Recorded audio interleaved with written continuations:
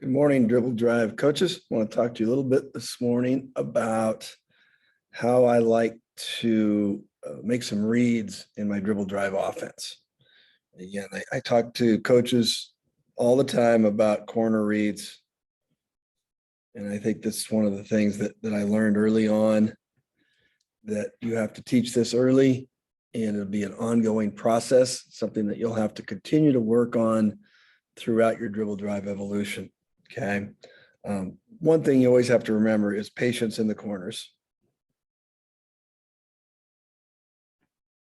Okay. So when we talk about it, we really talk to our 2s and 3s. And again, my spacing is a little bit different than most people. A lot of traditional Dribble Drive guys out there. I'm really high and wide with my 5, or I'm nail 5, but I am not going to bring this slot to slot here to start with. Again, that's unique. I know there's some brilliant coaches in this group that do a great job. I'm just knowing that I want to keep my players as spaced as we can, and it leads into great kickbacks. But going back to my original point, what I really want to do is talk about the 3 ways that you can guard the corners. Okay, 1, they can deny you on the line, up the line, kind of here, Bob Huggins style, go from there. They can hug you. And again, when we talk about that with our high school athletes, back when I was a high school coach, typically a team that's hugging you, they're doing it for 2 reasons. The hug might be a great player that they're trying to deny, or maybe they're just not quite a great defensive team and they might be a little close. And so you're going to probably get a lot of stuff anyway. And then they can play you flat, kind of like right in here. So again, we talk about those 3 ways that they can guard you. And again, flat might start out as pack line, in that pack 17-foot range that they talk about, Coach Bennett talks about. But we're trying to read that early and often. So as the ball is moving down the floor and I'm coaching, I try not to have my eyes on the ball. I'm trying to look up and see how they're guarding my corners. And again, you could do the same thing over here with your 3. How are they guarding the corners? And that will make a lot of impact on the calls that I'm going to make. The first media timeout, we're talking about adjustments. How are they guarding the corners? We let our players know early. That might even be verbally within the first 5 minutes. Hopefully they're able to read that. But again, myself as a coach, what impact can I have? A lot of coaches can make impacts in way different ways than I can, much better than I am. I'm just simply looking to try to help my players make the right reads. And so at that first media, we're looking at, okay, do we need to go backdoor more? Okay. Do we need to clear more? Push entries. Do we need to run more DHOs? And then on your DHOs, I really think it's important where your DHOs are happening. If you're happening really, really high and outside the 3-point line, I'm not sure how much success you can have. I really try to get my DHOs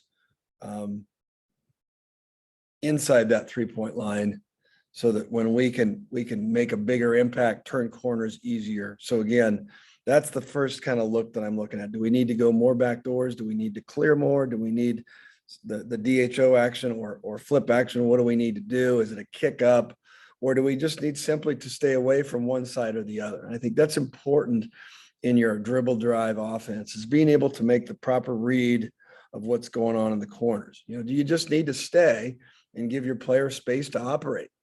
And again, that goes back to the original point of patience. And again, coaches, I would encourage you, eyes up down the floor rather than on the ball. Obviously, if you've got press break situations, you may need to look back, talk to your team, walk them through it.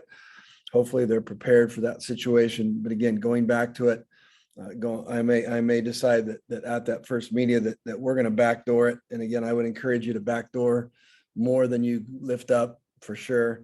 Do we need to clear early? Are we going to take the 2 and just run them out before the play even starts? Okay. And then again, do we go DHO? Is there a situation where we might be able to, inside the 3 or off a kickback, get that DHO a little bit lower if that's part of our offense? You may not like DHOs because they're too easy to switch. You get a non-switching team, it can turn into a ball screen action. And I really like our DHOs, not 1 to 2s, not 2 to 3s, and not even 3 5s. But if we can bring a 4 out in some sort of action into our DHO, I feel like it's pretty effective. And I'll give you one example of that, and then we will end today's little session here. We like to bring our 4-man to the top or to the elbow. You can do it lots of different ways. We call this our 50 series.